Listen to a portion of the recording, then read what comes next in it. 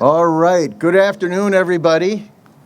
We have a great afternoon here. The weather is holding, and I'm very excited that you're all able to be here for this important announcement about our Commonwealth's investment in clean energy.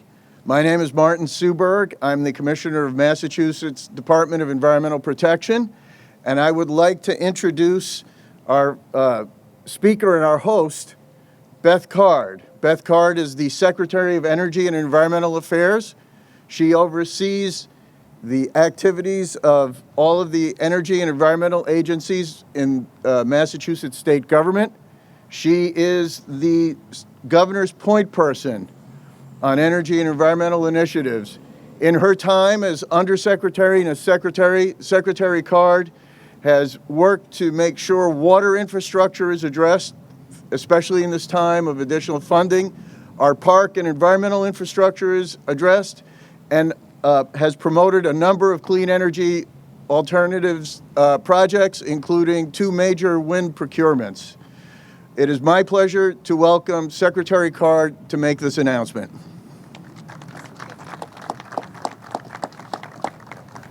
Thank you so much, Commissioner Suberg, and good afternoon, everyone. It's really a treat to be here with all of you today to celebrate this significant funding which will work to advance our clean energy and transportation efforts.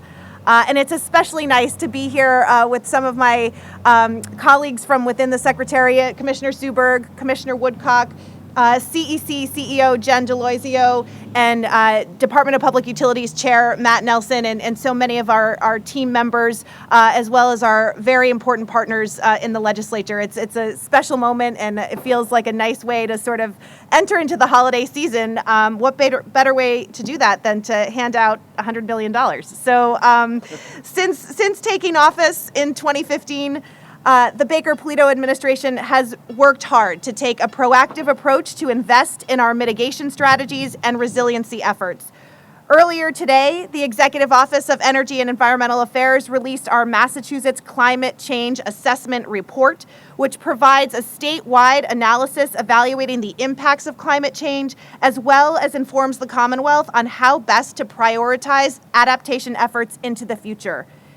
The assessment will support the implementation of the State Hazard Mitigation and Climate Adaptation Plan to set goals and actions for climate resiliency, and will build on the hugely successful Municipal Vulnerability Preparedness Program, which over the time of the administration has awarded over $100 million in funding for local projects to advance climate action within communities and regions. And since its implementation in 2017, the MVP program has partnered with 97% of municipalities across the Commonwealth. Few holdouts left, and I still have a little bit of time, so we'll work hard to get the remaining folks on board. Additionally, Governor Baker and Lieutenant Governor Polito have worked hard with all of our teams to take measurable steps to mitigate the effects of climate change, including the 2 climate laws that Governor Baker signed, advancing the clean energy sector, and leading the nation in offshore wind, biotechnology, and job creation. We are so excited to see construction begin next month on Vineyard Wind's 800 megawatt project, which will be the first commercial scale offshore wind project in the nation. And we remain committed to procuring 5,600 megawatts of clean energy.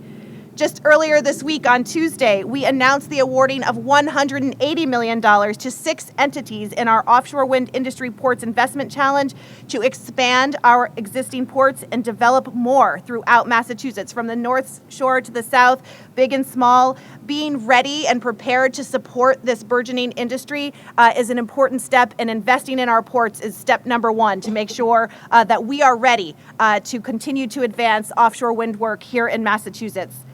Furthermore, yesterday, we released the Clean Energy and Climate Plan for 2050, which provides the Commonwealth with a comprehensive plan of action to achieve the net zero greenhouse gas emissions limits in a way that's both cost-effective and equitable. In an effort to reach our net zero goal and build climate resiliency, I'm so excited to announce today that the Baker-Polito administration is committing over $100 million to several clean energy, clean transportation, and housing decarbonization programs.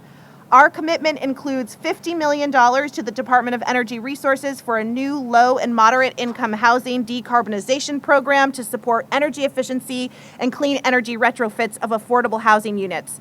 $22 million is going to the Massachusetts Clean Energy Center's new Climate Finance Accelerator pilot, which will serve as a platform to jumpstart climate finance efforts throughout the Commonwealth, including leveraging private capital to reduce risks, testing innovative financing approaches, and supporting access to capital within underserved communities.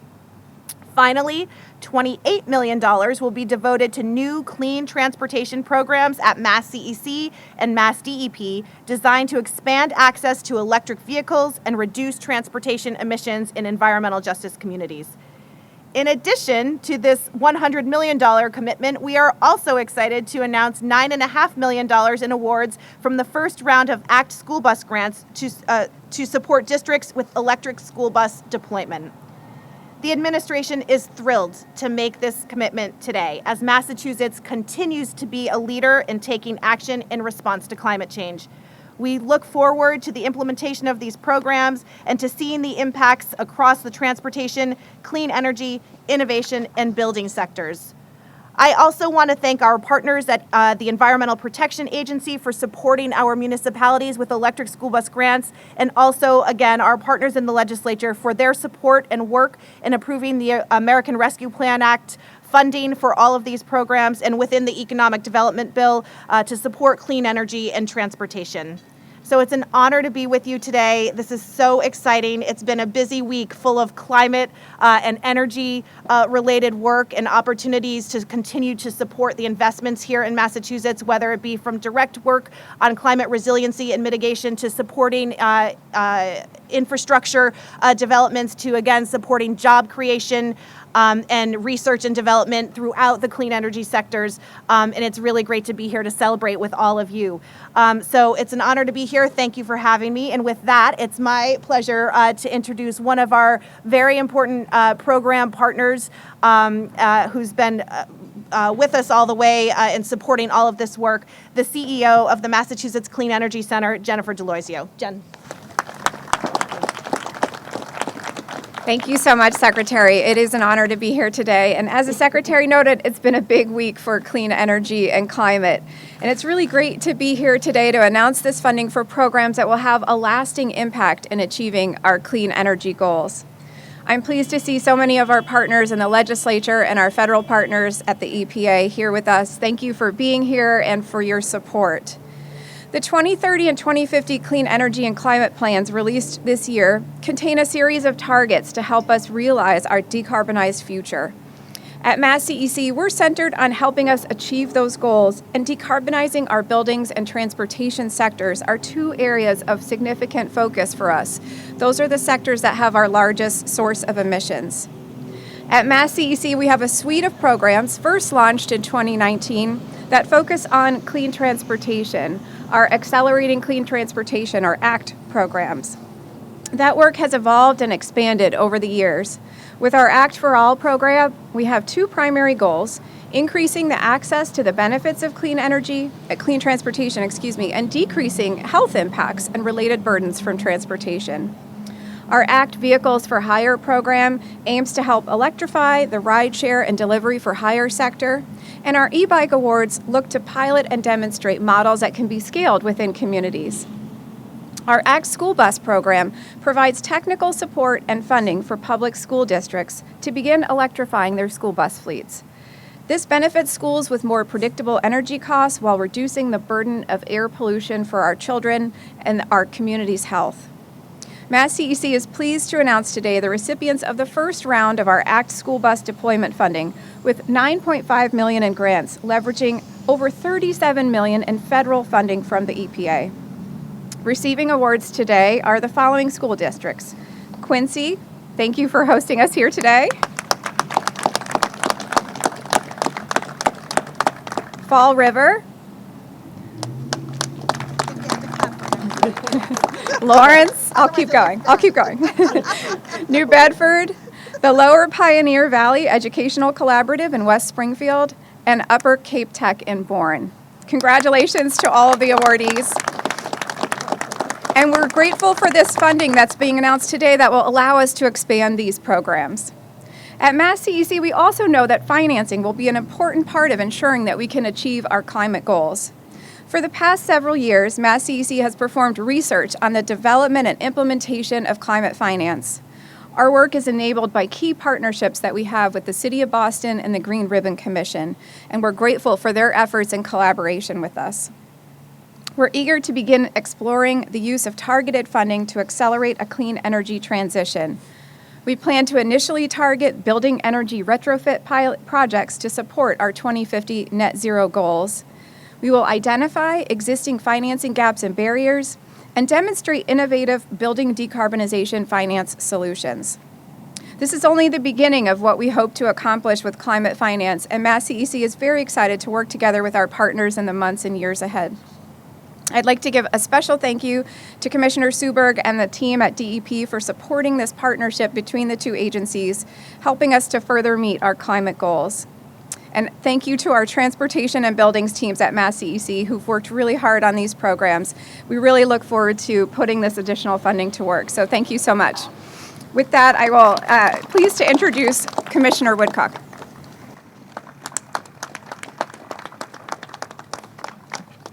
Well, thank you, Jen, and thank you, Secretary. It's a pleasure to be with you today.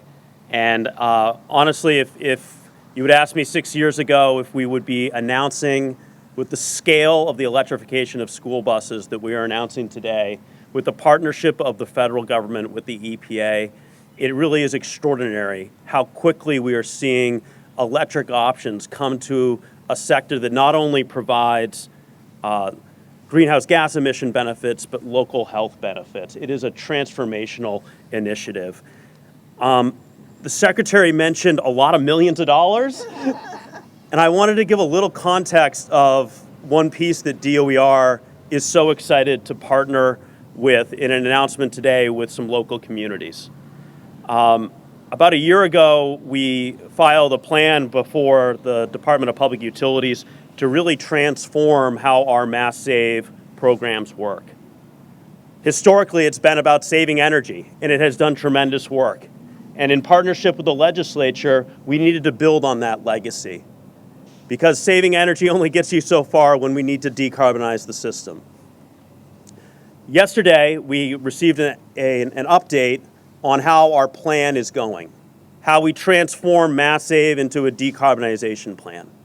And I am excited to announce to you all that our electrification numbers are significantly on schedule and above the targets for the plan. This is exceeding expectations and delivering electrification throughout the Commonwealth. The area, though, that we see some challenges is reaching those communities that have been underserved for Mass Save historically.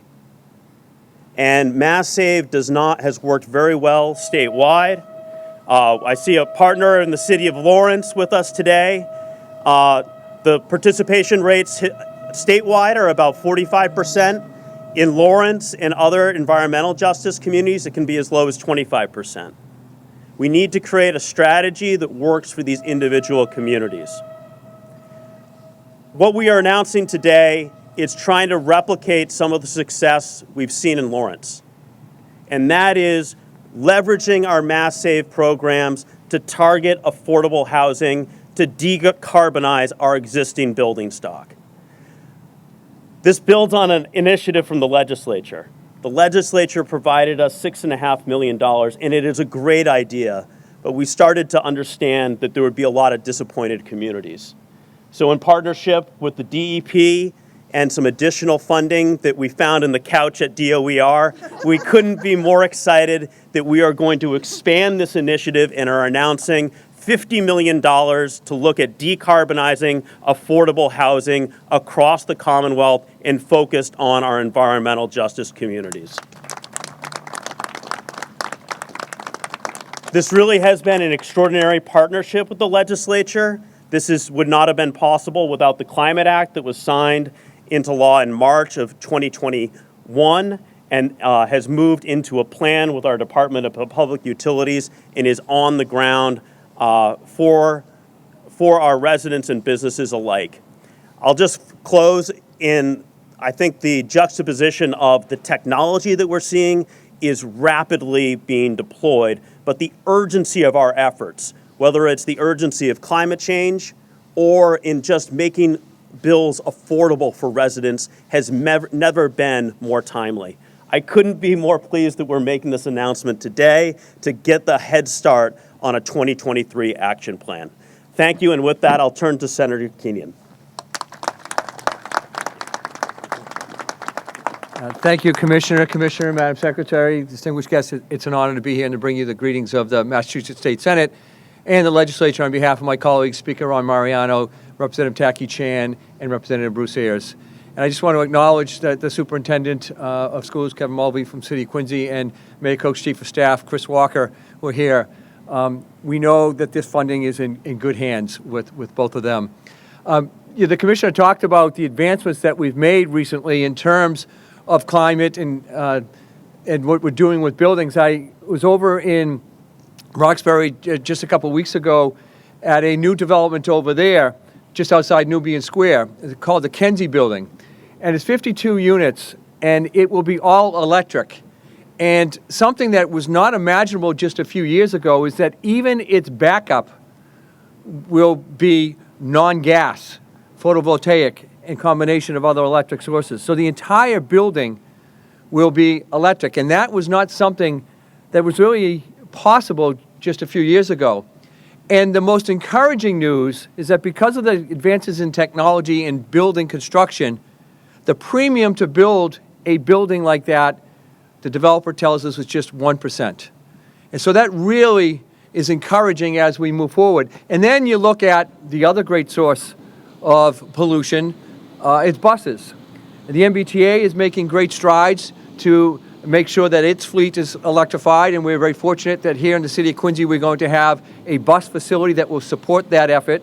And then you look at this bus behind us, and as the Commissioner mentioned, it's just not the fact that it's battery operated and what that saves and how that helps the global environment, but these are the buses that run up and down the streets in the neighborhoods of this city and cities all across the Commonwealth with similar buses. The people on those streets, whether it's a T-bus or a school bus, have for years lived with that exhaust and the impacts of that on their health and the impacts on the environmental justice communities all across the Commonwealth has been very significant. This is an important step forward to help our neighborhoods. And I know here in Quincy, the Quincy Climate Action Network has for years used the slogan, think globally, act locally. And that is what's happening here. And when you take those local efforts, as small as they may seem, some buses, the aggregate of all that has an enormous impact not only across the Commonwealth, across the nation, but across the world. So I want to thank everybody, the federal government, the state government, all those that are involved in the private sector and advocacy groups for making this type of outcome possible. Thank you all, congratulations, and let's just keep doing it. Thank you.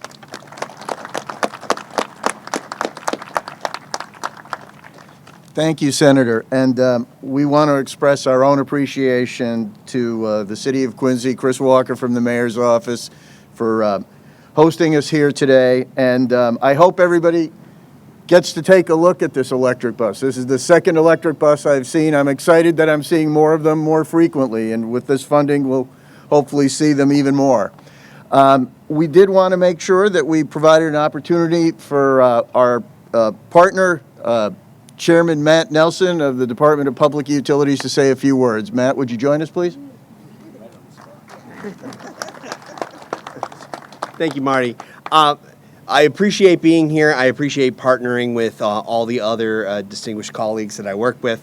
The Department of Public Utilities is also working on that other aspect that people have been using, Uber and Lyft. The legislature has asked us to develop a way to incentivize people who are driving for Uber and Lyft to use electric vehicles. So the department is actively working on that as well as part of the initiative to support electrifying our economy. And in addition, we're working on tons of different initiatives to make sure that when people come to electrify their buildings, when they come to build bus stations and charging stations, that they are that the distribution companies are putting that infrastructure in place, and that we have make-ready infrastructure out there. So the utilities are on notice that they've got to build, and they've got to make sure that the system's ready to handle our goal of decarbonizing the economy. Thank you. I just want to note that DEP, we have a connection to Quincy not only in the work we do, but also it's very important to us that we are here at this site right next door to Coletta Field. And I will note that our head of public affairs, who is with us, is Ed Coletta, who is Jerry Coletta's nephew. And so there's a real connection here, and we want to take a moment to recognize that Quincy connection, and we're thinking of Jerry and Margie at this time, and so wanted to make that note. I also wanted to just take a brief note and say we're looking at buses today, but part of the announcement, we're DEP. So what else are we going to talk about? Trash. There is a $4 million solicitation that will be coming out to procure electric trash trucks, which have been long recognized as fuel inefficient, contributing to air quality issues, contributing to greenhouse gas emissions. And this program, very much as the senator talked about, will improve the quality of life in communities. $4 million will start the program. We're eager to make sure that the things we are doing to address solid waste and recycling and better use of our materials, improving air quality, also works with the climate goals. So we're very pleased to make that announcement, and watch this space for the solicitation. Finally, I just want to acknowledge the team from DEP that worked on the rules that really put this Climate Mitigation Trust together, the funding that is paying for a lot of these programs that you heard about. I would want to make particular mention of our Deputy Commissioner, Stephanie Cooper, who's with us today, our Assistant Commissioner, Christine Kirby, Will Space, and Sharon Weber, who worked to create this program using the authority of the Global Warming Solutions Act and creating a stream of revenue that will pay for these improvements now and going forward. And the final person that was involved in that effort was none other than Secretary Card. When she was at Mass DEP, she led the effort to design these rules, go through a thoughtful public comment process, and put these rules into effect, which have withstood the test of time. So thank you, Secretary Card, and thank you, Secretary Card, for your continued leadership. We at DEP have had an opportunity to work with you as colleagues, employees, and friends, and we really want to thank you for your leadership, not only today, but for all the issues you've undertaken. So with that, I believe we've come to the end of the program. As I say, I hope you'll take a look at the bus, watch for all these developments. This is an exciting opportunity, and thank you all again.